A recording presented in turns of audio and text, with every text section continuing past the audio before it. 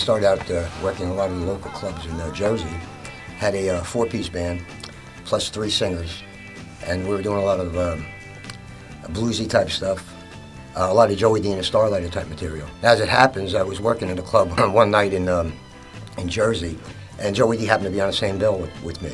They liked my performance so much that the next day I got a call from his manager asking me if I wanted to be part of the Starlighters. And of course I jumped at it. It was a fantastic opportunity for me. I first recorded him back at Cameo Parkway in Philadelphia, late 50s, early 60s. I left Cameo Parkway and I was working in New York at a record company called 20th Century Fox. And lo and behold, I recorded Benny again over there. And it was quite a duo we had over there. And we really enjoyed working with each other. I did a demo. And what had happened was the demo was picked up on my agent and sent to New York.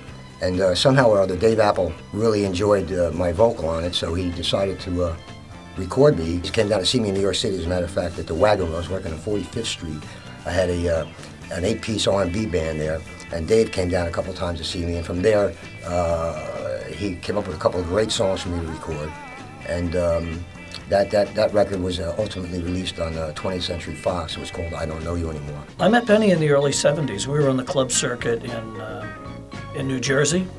Benny had a great band, and I worked with a band called The Spice of Life. And we didn't work too many of the same clubs, but I had heard from other musicians on the Jersey Shore about Benny, and I was really into the R&B thing, having written R&B successful songs.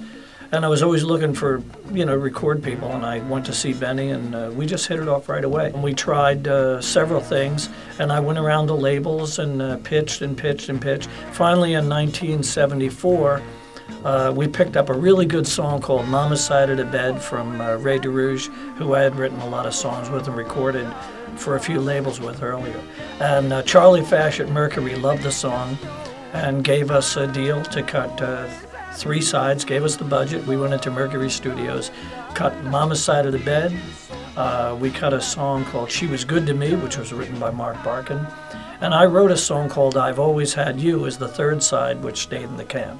Actually, my first meeting with Billy was at a club I was working in New Jersey called the Tin Lizzy, I recall, back in the, I guess, the mid-70s. And at that time, Billy liked my vocals, and he said, "You want to get together? We'll get together." And we finally hit on a Mercury Records that was very interested in recording some songs with us. So, but we recorded 3 songs, I believe it was, or 3, or it may have been 4 songs. And out of the 3 or 4 songs, the one that they passed on was I've Always Had You.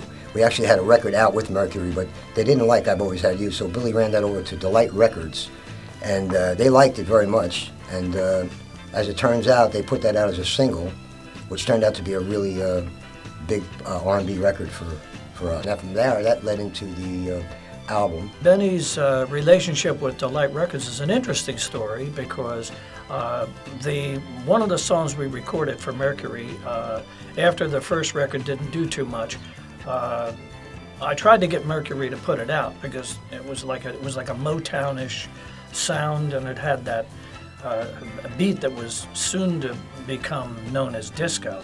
But I didn't know. I just recorded it the way I felt and the way I wrote the song. I was staying in a motel there, not far from the studio. Billy coming in with a guitar and said, "Ben, I got a great song for the album called I Want to Give You Tomorrow." So I said, "Okay, let me give it a listen." So I gave it a listen, and I said, "Love it, man. Let's go and record it." So we recorded the song, and at that time, the disco thing was just coming in. So really, we didn't have the idea of recording as a disco tune per se. We just recorded the song as we heard it, and it came out to be it turned out to be a very popular song in the UK. And baby, it's just tearing me to pieces, knowing things can never be the same.